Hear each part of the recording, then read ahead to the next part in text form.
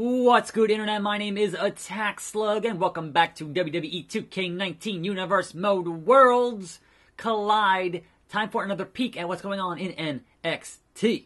Starting off our show with your tag team champions and the #1 contenders in a 2-on-2 ladder match. For what though?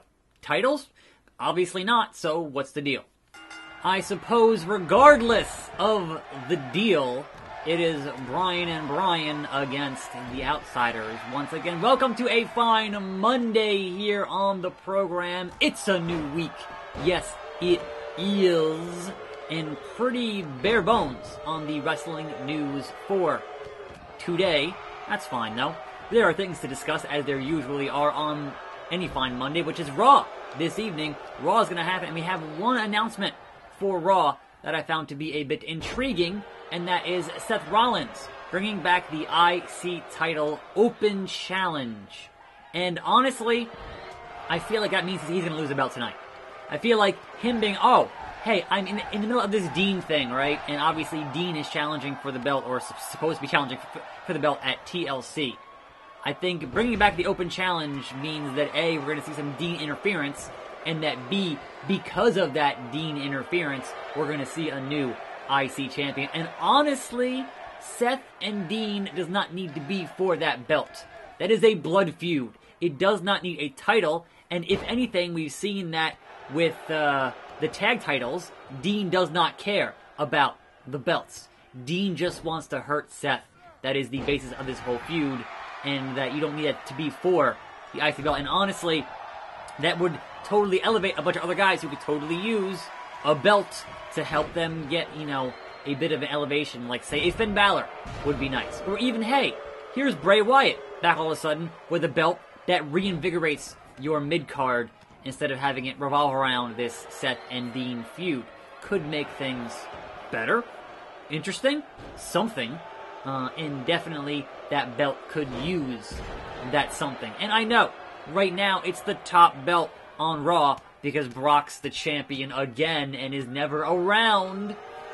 But if you had it on somebody else that was not Seth Rollins or Dean Ambrose, it would be more of a value to your show having it on somebody else that would more regularly make it their focal point and not, because it's an afterthought in Seth and Dean. That belt is totally an afterthought in what Seth and Dean are doing. It's kind of like, oh, Seth has a fancy accessory on his waist. It's not really important. It's not the focal point of the feud. It just happens to be there. So having that get onto somebody else would be definitely a step in the right direction for that mid-card belt. Also, the crowd just went dead silent, so that's weird. That's weird.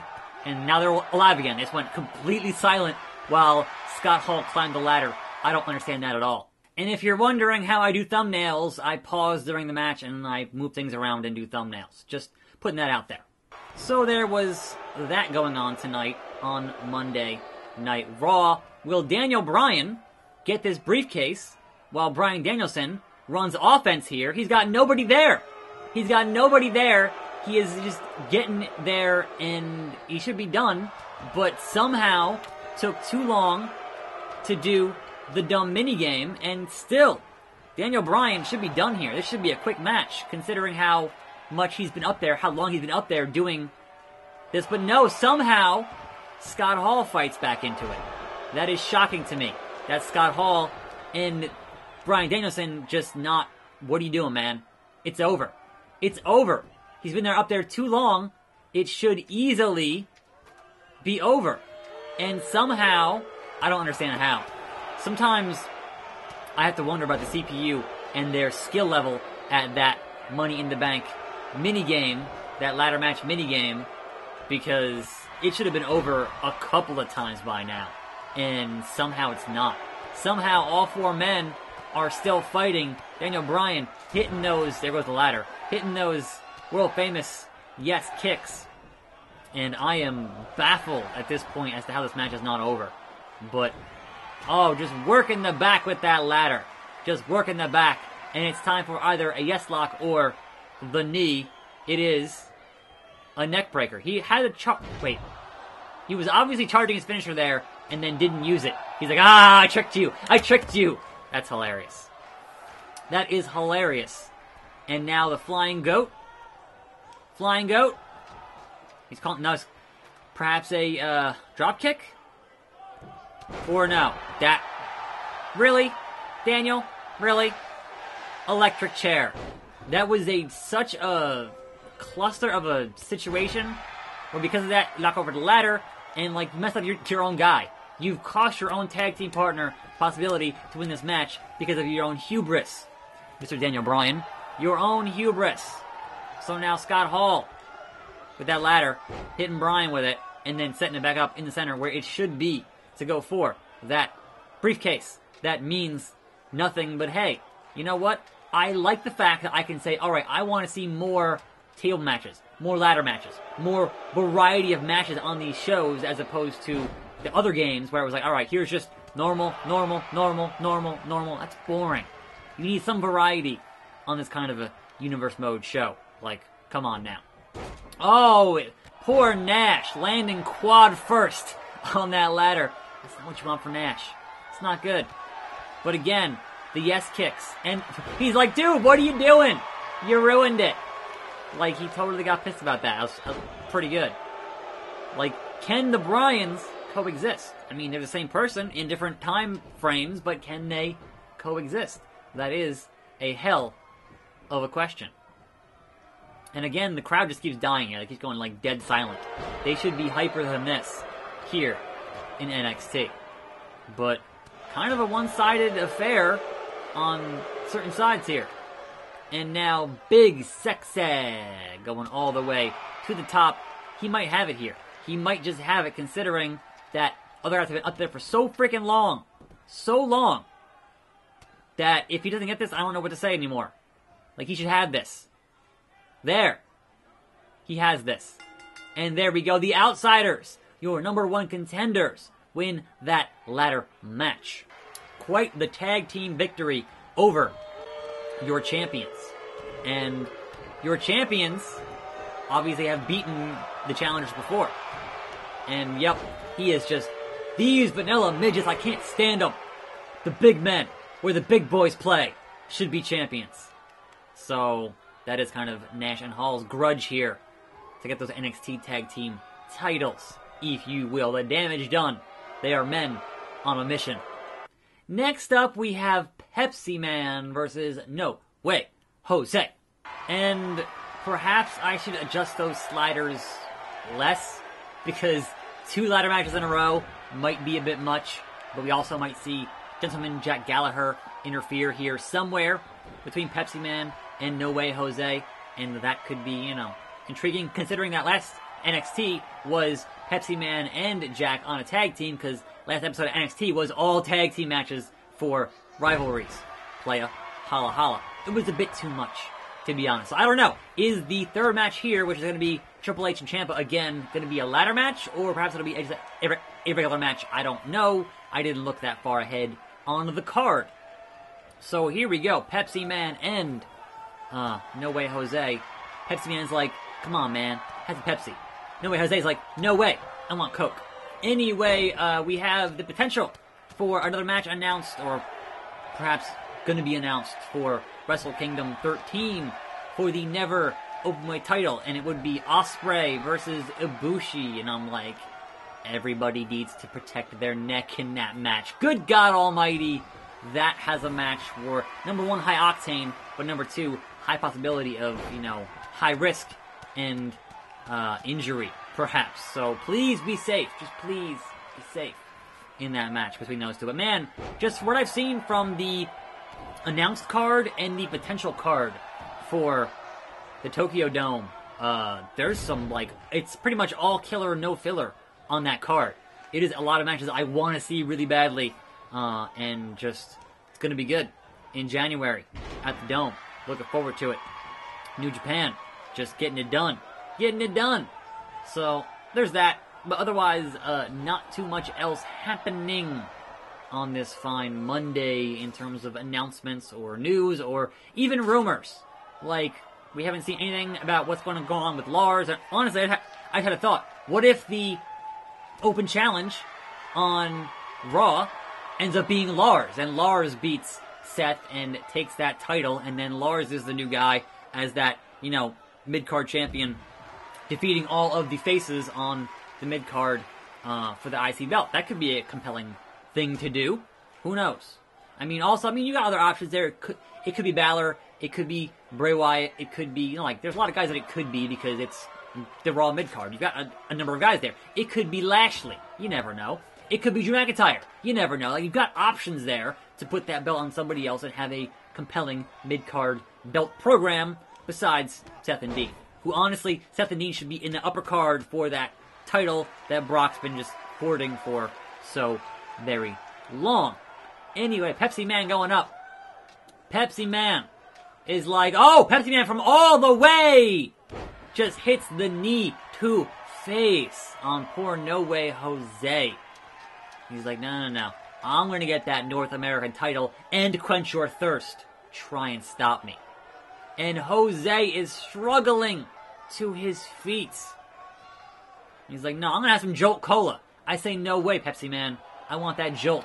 It gives me that pop and that fizz. And I'm hitting my green screen. My bad. These things happen. Jose here, though, taking no prisoners. Giving no quarter. And then, boom! Just knocking him in the face. Getting his comeback here. Uranagi from No Way Jose. Who wants that meaningless briefcase. Like, put something else up there in a ladder match. Have other options. Seriously. It doesn't need to be a briefcase every time. It is a little bit obnoxious, if you will. But Pepsi Man, though. Oh! And Jose fighting back. Fighting back against the mascot Mayhem. And then Jose taking a tumble. Pepsi Man getting that briefcase. He wishes it was red and blue, but no, it's green and yellow. And not mellow yellow, just yellow. So that should be it, folks. This should be wrapped up. Pepsi Man is victorious in this ladder match. And so far, no sign of Jack Gallagher. Where he at, though? Here we are. Pepsi Man, victorious. And look who's here. Getting the best seat in the house. The best view of what's going on. But don't disrespect the Pepsi Man. Mind games, Cole. It's mind games. Shayna Baszler versus Bianca. Giving it to Baszler. Lars Sullivan, Aiden English, and The Big Show. Triple threat. Gonna give it to Lars, despite his forum posting. Got Harley Quinn and Doink the Clown versus Mickie James with Alexa Bliss in a potential rivalry. Obviously, Harley Quinn, your NXT Women's Champion, is going to continue to be your NXT Women's Champion. And then Triple H with Steph versus the Champ. Once again, these two go one-on-one. And Triple H wants that NXT power. He wants to escape back out of the wormhole into the real world and back to his actual position of real power in WWE and not this nonsense universe that has been created and he has been sucked into. So, again, this is not even for a title. It is just Triple H wanting to get the job done here against Ciampa one-on-one. And we should not forget that there is an NXT Money in the Bank briefcase in play here. There is the holder, Chris Jericho, who has that NXT Money in the Bank briefcase to cash in whenever he sees fit as grumpy old man Chris Jericho. So he could ruin everything here for Ciampa. But as of right now, Triple H is still the one to want to get the job done against the champ. Against your reigning, defending, undisputed NXT champion, the greatest sports entertainer who ever lived, etc., Tommaso Ciampa. But Triple H, still the game. Triple H still the cerebral assassin. He is still that damn good. And Ciampa's thing here is that, yo, you may call yourself that damn good, but these days, you're just that damn old. So make way for a younger, balder, more bearded version of yourself, essentially. I'm gonna get the job done where you can't, and I will be the reigning, defending, undisputed NXT champion until I defend twice and escape this wormhole, essentially. So that is the crux of this feud as such. But we'll see in this one-on-one match here, can Triple H get it done with Steph in his corner on NXT? Time to play the don't. Never taunt the man while they're not down for good, because it won't work out well for you in this game. Obviously, Ciampa's still salty that Triple H abandoned him last time on NXT, where he was in that tag, actually just left him to get beaten up by a tag team and lose the match. Clearly, he is pissed off about that. And a suplex. No, and a facebuster on the outside on that solid foam padding. And perhaps a count out here. Perhaps these men can't be contained in the ring. You never know. But no, back in the ring. At a 6 count. Triple H once again going up top for that superplex. Here it goes. Top rope. Superplex. Bringing them all the way down. Torture rack. Oh, burning hammer from Ciampa. Triple H, I don't think in his life has ever taken a burning hammer. That's just rough business. And Ciampa now calling for the finish. Calling for the finish. Oh, insult to injury, my friends. Not quite a pedigree, but man, that was pretty close to a pedigree. 2. No, and Triple H. Age equals wisdom equals tenacity. And Ciampa is just kind of, alright, look. I'm younger, I'm faster, I'm stronger, I'm balder, I'm beardier. Come on, Trips. Come on. You should know better. And the comeback now from Ciampa. And flying clothesline. Triple H now in the corner. What's going to happen? Woo! Lighten him up. Those knife edge chops. Lighten him up. And then oh! Just choking him. Just choking the life out of him. As he lifts him up on that corner. Just referee, come on. 5 count. 5 count. That's how that works. 1, 2, and a 2 count. Alright. Triple H, though, proving why he is the game. And Ciampa just exhausted. Does not know what else he has to do to put away Triple H. DDT. Busting open the game. It just brings things to a different level here. Just a different level. Once the guys start raining blood, the Crimson Mask. And Ciampa just relentless, unforgiving, just dastardly. And no, the game fights back. The game with a spine buster fights back. And a pinfall from a spine buster, really? Oh, Stephanie now. Wait, he went with a spine buster. What the hell was that? He's like, no, you aren't worthy of getting hit with the pedigree. Like he busted him open or just pissed him off. Spinebuster, finisher, that's it. Incredible matchup here tonight. And no! Is pissed. Pissed. Referee's like, no, stop. Enough. You won the match. He's like, no, screw that, man. I'm Triple H. I run this show. I own this show. I'm the boss. Try and stop me. I'll have you fired. So here's a fun bug. Ciampa, current ranking, World Championship champion. He is the NXT champion. Triple H is the Women's Championship champion? What? That's not right. What? And your show closes with Johnny Wrestling calling out Dolph Ziggler and winning that promo battle against Dolph Ziggler. Which means tomorrow, Monday Night Brawn. Once again, I'm attackslug. Thanks for watching. More videos every day. I'll see you next time right here on this channel. And I'm out.